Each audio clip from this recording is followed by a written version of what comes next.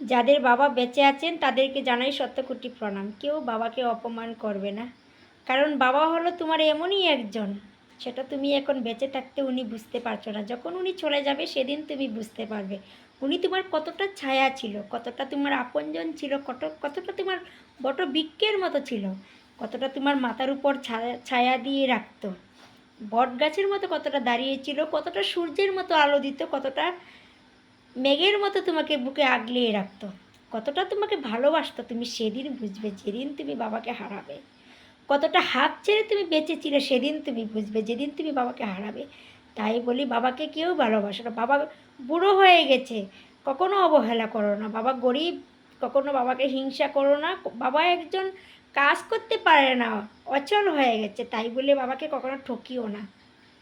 সেই দিনটা সেই কণ্ঠটা তোমার জন্যই থাকবে। যেটা তুমি করবে সেটা তোমার জন্য